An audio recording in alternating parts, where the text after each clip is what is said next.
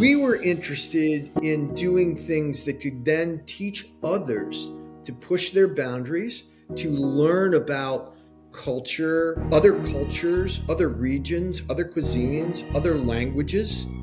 And we were interested in adventures with purpose. Welcome to another episode of As a Man Readeth. This is Trey D. And Goulby. Welcome to another episode. We have a special episode. Goulby, take it away. Well, the person you're about to meet, this man is from Pittsburgh, PA. So, Terrible Towels. He's been a mentor of tech founders for over 30 years. He's a father of two. His day job has helped to create over 1,100 jobs while founding, financing, and building and exiting 3 digital media companies. He was a venture principal at Capital Express, hosted Money Hunt on PBS. Now that's pre-Shark Tank. Led over 1,500 people before it. They were already on it. Yeah. He led over 1,500 people across 14 miles of open sea on kayak and trekked 1,100 miles through the deserts of Saudi, Jordan, and Syria. And his book, this man wrote a book, A Line in the Sand, ended up an Amazon bestseller in the Middle East. Give it up for our guy, Miles Spencer. Wow.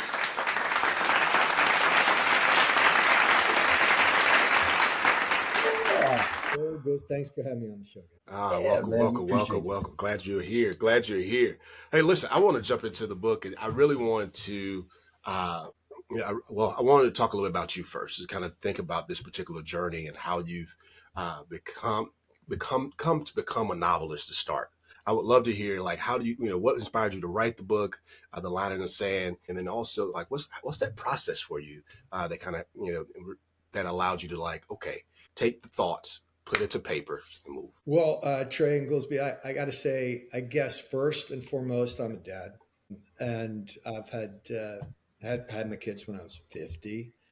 So I've had a little more time to spend, a little less cartilage to dedicate to the proposition of raising 2 rambunctious kids. Yeah.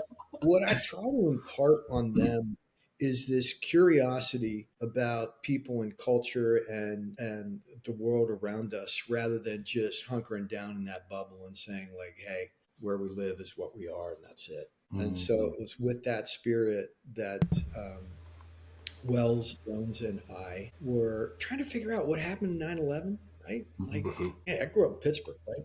Terrible Towel, Franco Harris, Immaculate Reception, etc. Right in that era. Right. I'm with you, man. And so I couldn't figure out what was going on over there that was upsetting people so much that they'd take out a couple of buildings on the south part of Manhattan. And I read a book by T.E. Lawrence called 7 Pillars of Wisdom. And what impressed me about that book was that he took a journey from Jeddah to Damascus, leading the Arabs in the Arab revolt against the Ottoman Turks. But it was his observations about the people, their culture, the food, the religion, that the geopolitics, that was so impressive to me. And Wells is coming through Wells is Navy X parachute rescue special forces dude. And so for those who don't know, Wells Jones is the co-author. I just wanted to make that clear. I didn't mean to interrupt you. Absolutely. He's also basically my adventure partner. Okay. Gotcha. So he says, hey, I'm reading that book too. And I said, well, I love it, but book's only going to get you so far. We're going to have to go. And that was a time in my life before I had kids. It was just, it lined up. Mm-hmm. And we got an invite to speak at Riyadh Young Presidents Organization. I guess I did okay. I was promoting the book from Money Hunt. And they said, hey, that's great. What else you want? And we said, actually, we'd like to hike 1,100 miles through the deserts of Saudi, Jordan, and Syria. Well, they said, great idea. How can we help? Now, that's really interesting because most folks here in America would not expect to get that answer and that hospitality and that dedication of resources. But that is one of the key traits of the people we met in the Middle East. Sure, you're inside my tent. How else can I help? So Wells and I did actually hike from Jeddah, Yanbu, Al-Wej, across to Aqaba, Wadi Rum. It's a beautiful desert in Jordan, which actually Doom's filmed there and some Star Wars filmed there. It's just like that, but nothing coming down from outer space. Um, Crossed the border into Syria. Interesting story. Got to Damascus and Homs. Took about 29 days, and then we crossed back into Israel. And so it was a journey like no other. We, back in the day, we blogged about it. That was not an easy thing to do back in the day.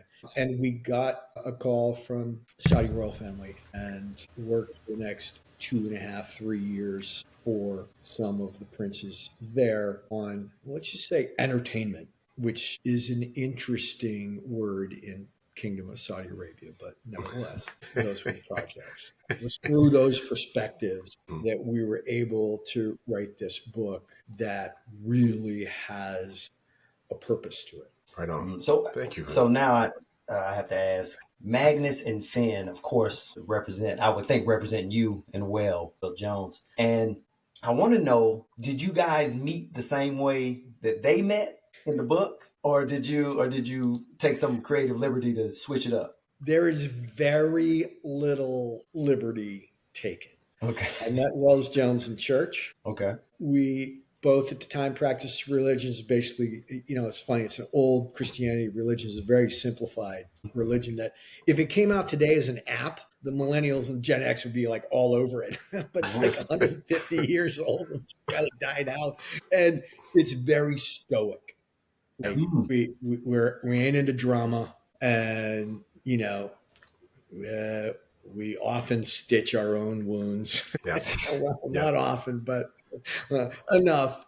And that is how we met. Wait. When you say you often stitch, we can't run past that. You often stitch your own wounds. What do you mean? Like, were you guys? Okay, I'm not gonna go. Let me retract the word often. Okay. I have administered stitches to myself. Okay. Got it. Yeah. And that, once again, goes back to the religious belief of mind over matter. I mean, whether it's ice baths or not letting pain ruin your day, right? Whether that's emotional or physical. I really believe, and Wells probably does better than I do. It's like mind over matter, babe. Yeah. Going through the same thing right now. Thank y'all for cheering. We appreciate that. Yeah, because last night, for example, for myself, my throat had been irritating me, and I couldn't sleep. And I was like, no, I've taken everything I needed to take. I can breathe. My body's working on itself. I won't lie to you. I did take some magnesium before I went to bed, and then I had some cold flu type tea that I drank that had some hibiscus and robiosa, I think that's how you say it, in it. But I did sleep soundly after that. So what I'm saying is it was mind over the matter. Yeah. I think the practice of also a little ice bath will do you some good as well. Yes. Immediately. You're right. 46 degrees. Yeah. 10 minutes. Or just, the first 2 minutes, right? The first 2 minutes are the hard part. And then it's just yeah. Yeah. Right. Right. Getting that cold rinse. If you can't do the ice bath, just turn on the one side and just stick. At least get in there for 60 seconds and spin around a couple times. It'll get you right in the right place. I think about that. On my arm, it's remember to live. Of course, if we talk about and Gooseby knows I have a saying that I like to say all the time. Esse quam videre sonum bonum. I practice a lot of stoic. There's a lot of stoic books over here on this side of the office over here. And how do you make sure that? Oh, oh yes, you got the meditations up. We're ready to go. So we talk about it all the time, just offline. And if so our podcast we actually came about because we would literally just be reading books together, everything from stoic practices to spiritual balance and so on, and personal development, and then we just say, hey, we should probably share these conversations. So that's really cool. I love that the idea that you all were that there's so much similar. Now hearing that it's some similarities to how you all met, how you all met, you and Wells and Finn met as well. I think that's the characters in the book really met as well. I think that's a pretty cool way to kind of blend yourself into the journey, so to speak. How did you begin to like, okay, this is how we're going to capture and create the story here? What was that process for you? Well, Trey, one unique advantage that I had was, well, the first unique advantage was that I got 10 years to think about it. Yes. You're going to come up with something. Yeah. So that was a plus, right? I really ought to, it's like organizing it back in some shelf way back in my brain behind, raising children and starting businesses in the front of my brain. Like it was back there. That helps. Second was, while we've been lauded for our historical, our research, an awful lot of this was just our story. Yeah. Yeah. Right. And so nothing like living it to give you. And then the third, which I think is part of my DNA, is, well, my father would explain it as like, I'd never let facts get in the way of a good story. I'm a hell of a storyteller.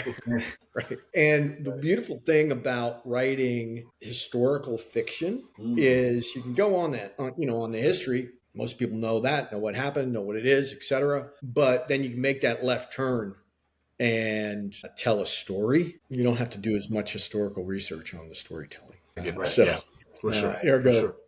Magnus and Finn. But I will say 95% of the, am I allowed, is this a family show? Can I say 95% of the shit that went down? Yeah. Yeah, absolutely. Yeah. Well, that happened to us. Wow. And the only thing that really didn't happen, as far as you know, is because this book is set in 2006, our experience. 1918, the experience of T.E. Lawrence in the Arab Revolt. There's time travel involved.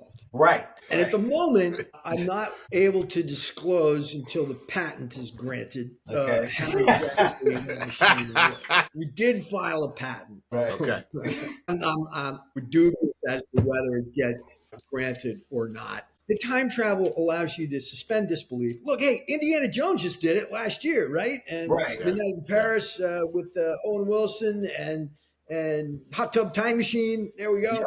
Yep.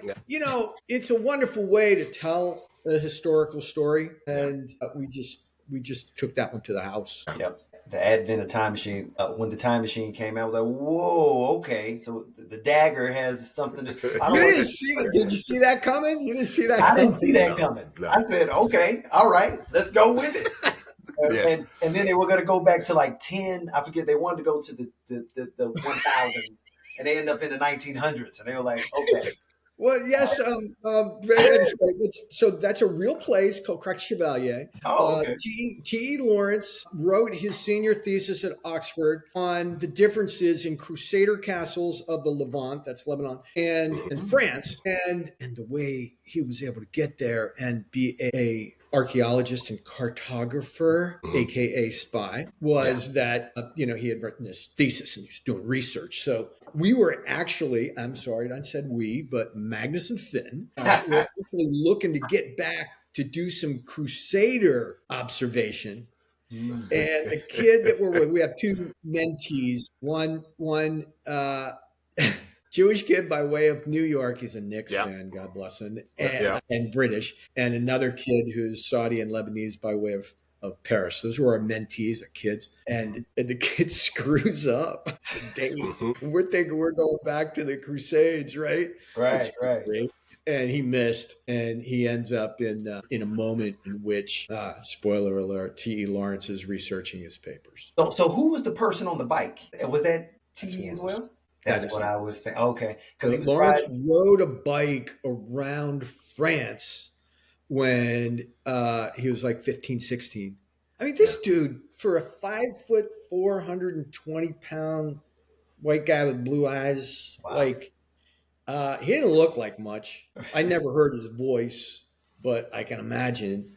Yep. But you feel it. He's one of the toughest MFs I've ever read about. And one of them was riding thousands of miles, both in France, sketching castles, Crusader castles, and in what's now Lebanon, Syria. So, yes, that was him on the bike. Yeah, that makes me think of Trey. Well, you had some pop cultural references in there, and the language was pretty cool too. So, what I'm about to say, you may, if you know who Debo is, from the Friday movie.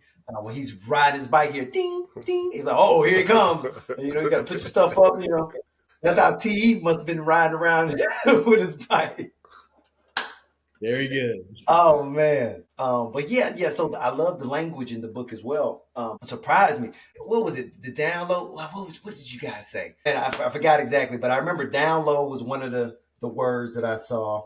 I'm surprised you didn't have no cap in there. You know how the kids say now, no cap. Yeah, right. I mean, remember it's 2006. Yeah, 2006. We're trying not to date ourselves too much, but Magnus and Finn, like Wells and Miles, have a very healthy pranks and jokes tradition amongst each other. Right. So, there's a lot of come on, old man joke and merely a flesh wound. Right. That's a Monty Python.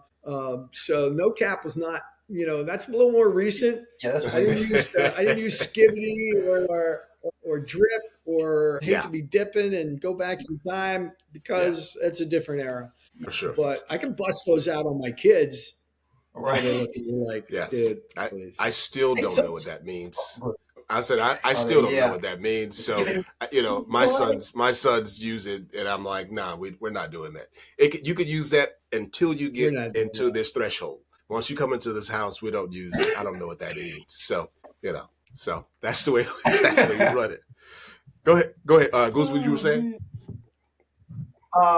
Two things that hit my mind. One is that we're all fathers. We all have children. And so that's one thing. So we can go that direction, the father route. The other route was about the language. Not language, it was about the camaraderie between Magnus and Finn. And that's what it was. I had to talk my way to get to the point. The bull, the running from the bull, is that a real thing? Did that really happen? That's a yes. No, it happened? That's a yes. Wow. That's a yes. That's a yes. Yes. Well, the Festival of San Fermin. It's in Pamplona, Spain. Hemingway wrote all about it. But that was Miles and Wells busting a move on a turn between Ayuntamiento and Mercaderes before there's a second turn called Dead Man's Turn. I'm not sure why they call it that. That's a good one. But we figured that there's two parts of the course, right? There's the long straight part, which most first timers run in. And the only problem with that is there are tons of drunk, hungover first timers that, you're likely to trip over them. Mm-hmm. And then get blasted by the bulls. So we ran with the pros. There's a lot more elbow room. These guys know what they're doing, but the bulls have been free to roam for 10 years with their brothers, locked up in a corral overnight. Fireworks go off at 8 o'clock in the morning. They release them out of the corral. They run up Santo Domingo, which is up. Bulls run twice as fast uphill as they do downhill, by the way. And then it's on. And I've experienced that myself. That's good. And Wells has as well. That's so good. Listen, so I'm going to add this in here because I think so. Goolsby, I'm going to be your Wells now. I'm going to be your adventurer of the brotherhood right now. We're going. Yeah. When I call you next, we're going to, we may even trace some of the things in the book. I'm not sure, but anytime we call you to do a hike. So one of the things you'll know, so like I'm always outside. I'm hiking more, during the pandemic, even, we did just about every state park every weekend. So every weekend we were on some sort of mountain. I lived in California. I lived I'm an old wildland firefighter as well. So, lived in the El Dorado for a number of years, national forest, not in El Dorado. Mm-hmm. And so I think now this is the moment that we're going to challenge Goolsby and I to take on some more adventures. And so thank you for this inspiration right now. Yeah. Beautiful. Maybe I should add an travel insurance company. Listen, that may be a good idea. Following this book for their adventures. I think that could be a good idea. Yeah, that's a good idea. You got a Magnus travel insurance. It's not a bad idea. You should probably think about it. Could be an Right. easy win. We'll probably be your first clients because we're gonna be jumping off So, mountains and everything. Go ahead, Goose. have you been this person like since you were a kid, like adventure style? Like, were you on the skateboards? Were you BMXing? Were you, what was Yeah, I the? love that question, and it's all a matter of perspective, Gillespie, Mhm. right? Like, all right, Pittsburgh, Pennsylvania. All right, so what do you got? My grandparents were quite adventuresome, whether that was a backpack and a rifle and going off to see the world, fight for the army. But when I was a kid, it was about evil Knievel, Mm. ramps and jumping. How long could you stay underwater in the pool before Yep. passing out? A treehouse that was ridiculously high that dropped off into an electric fence. Just like the normal stuff, right? Lots of like, God bless my mom. She's like, hey, Yeah. mom. Man. But I guess some people have called me the world's oldest 12-year-old. It just kept going. And I did not have kids until later in life. Right. So I Right. had the flexibility to dive with sharks and to jump out of perfectly good airplanes and to kayak across Long Island Sound and to climb, mountains that cause you to lose your oxygen. But when I met Wells, we talked about these kind of like check the box. I've been to the top of this mountain. Okay, Mhm. great. What did you learn? Yeah. So Right. these look at me, check the box. It's wonderful. The wonderful personal bests. We were interested in adventures with purpose. Mm. We were interested in doing things that could then teach others to push their boundaries, to learn about cultures, other regions, other cuisines, other languages. And so adventure with purpose gave it that extra level. Mhm. And that's really what we pursue in terms of our trips. Wow. Good.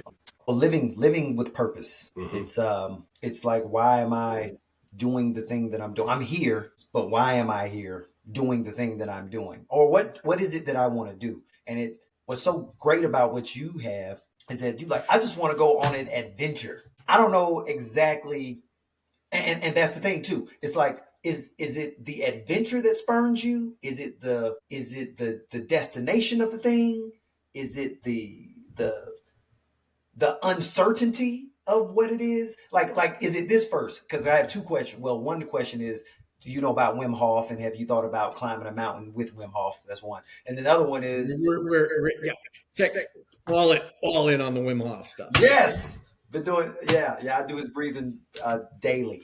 Um, but I'm wondering though, is it the thing where you're saying, I want to climb Mount Kilimanjaro. Now let's go. Or is it something else? Like start.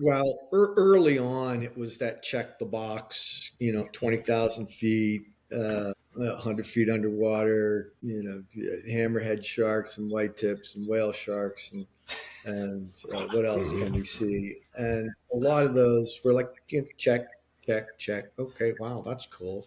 Wow. Yeah. Mhm. But Wells and I have really tried to put context into the adventure where, much like Magnus and Finn, Mhm.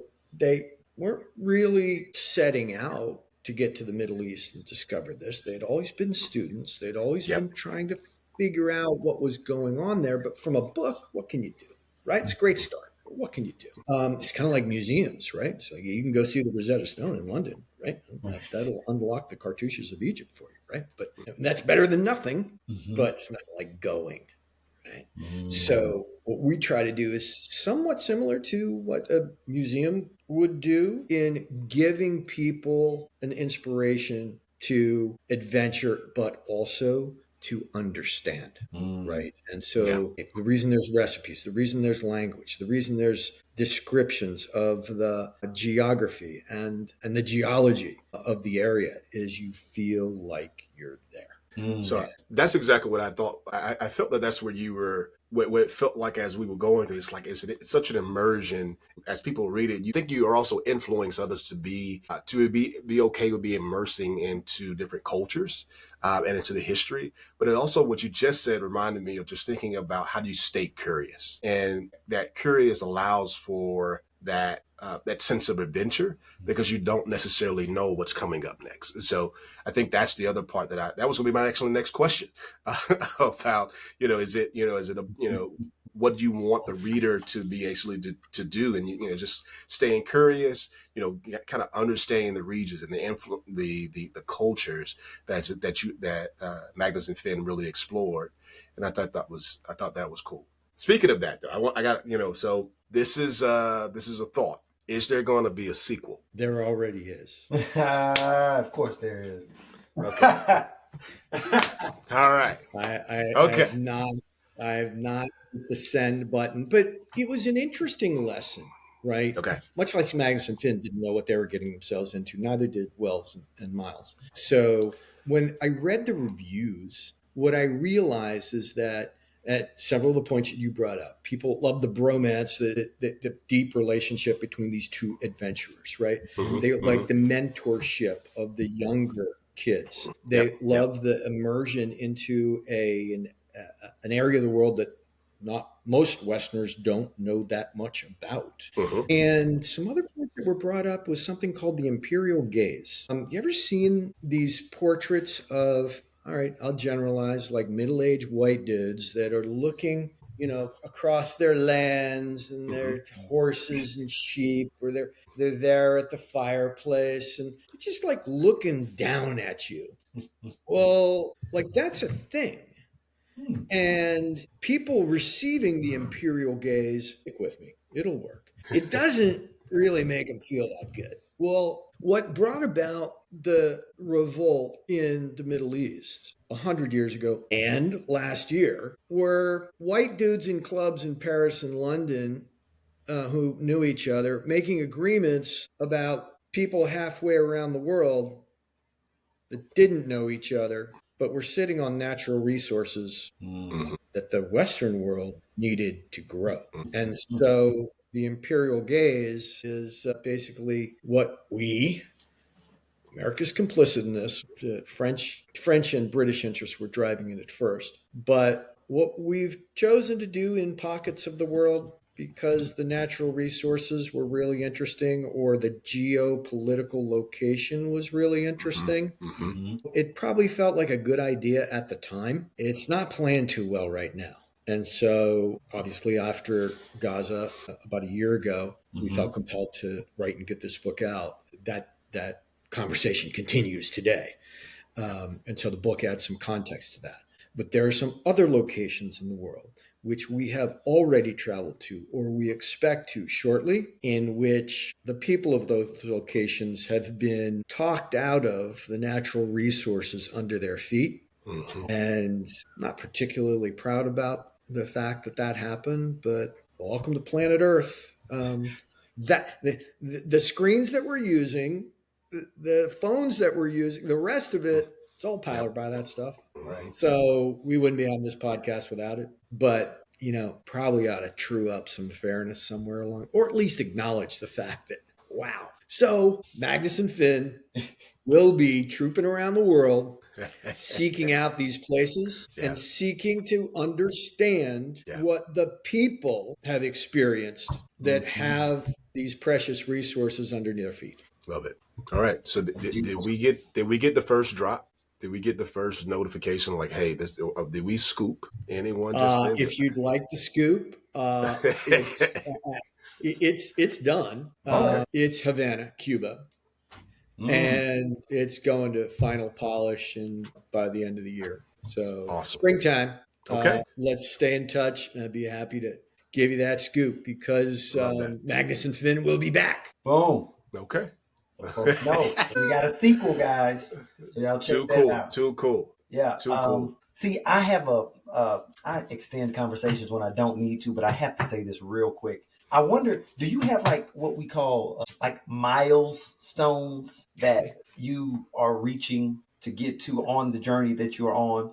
And it doesn't have to be long, but I just had to say that because I saw the name in this journey that you're on, that your name just happens to be Miles. How It apropos. is not an easy name to grow up with as a young boy in Pittsburgh, Pennsylvania. I mean, kilometers, Miles Stanius, Oh, Miles Davis. Oh yes, Right? yeah. But man, it pays off later. yeah, Yes. yeah, yeah. I was named after my great grandfather, Miles Sharpless Spencer, and he was a central Pennsylvania farmer lawyer, and he had 24 kids.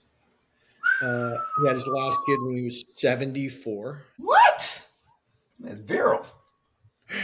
Yeah, man. I started at 50. I got 22 more to go. Yeah, And- it's gonna take some time. yeah, right. Oh, But, my God. but so I'm loving the name.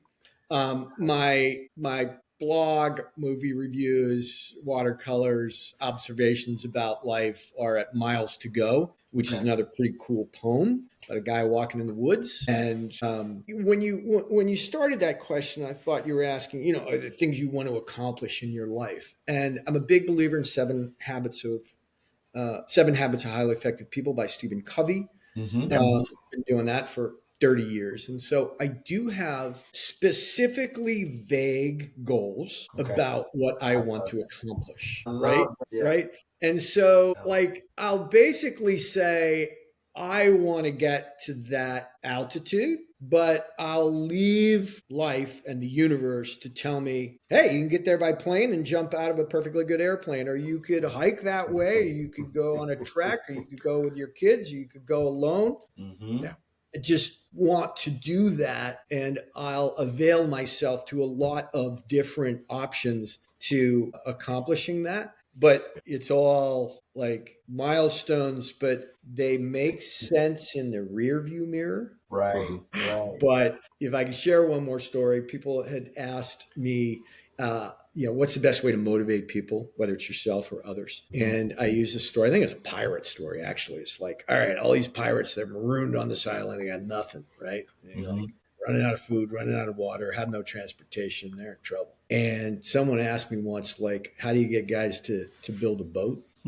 Yes. And the way I do it is as follows. Do you see that island over there? Looks like they got food, pigs. I think they got barbecue over there. I think I smell. It appears like there's ladies there that look like beautiful tropical. Look, believe me, if you paint the picture of what's over there, magically the boat gets built. Absolutely. So to a certain extent, I paint these pictures of what could be, and then magically the boats get built. That's called adventure. That is a move. That is such a move. Visualization is very key in all types of goal setting. Well, I would even say, goal accomplishment. We'll say it that way. That's even better.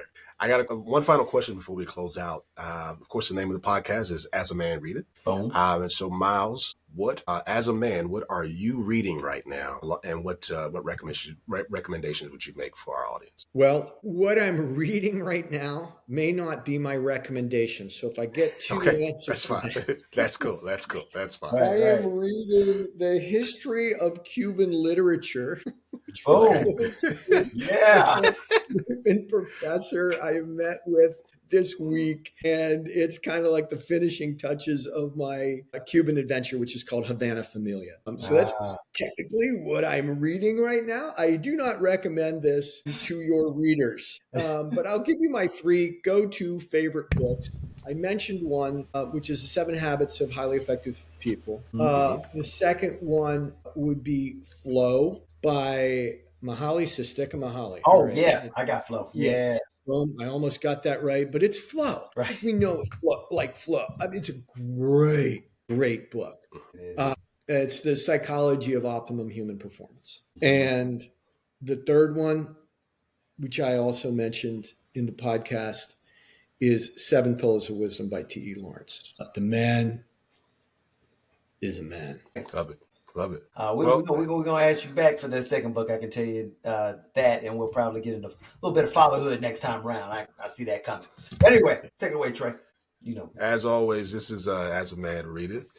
We had today Miles Spencer here with his book. Check it out, of course, A Line in the Sand, written by him and Wells Jones. I hope you all can pick it up. And Miles, you can pick it up anywhere, right? It's just about everywhere. You can do it's a Amazon thing, so you can get it in print, you can get it in Kindle, and you can get it on Audible. I think it sounds prettier on Audible, but it does sound great on Audible. We're all in Amazon. Well, cool. Well, listen, this is Trey D and Goulden. Thank you all so much for joining us today, and read a book. As always, go read it. Take care.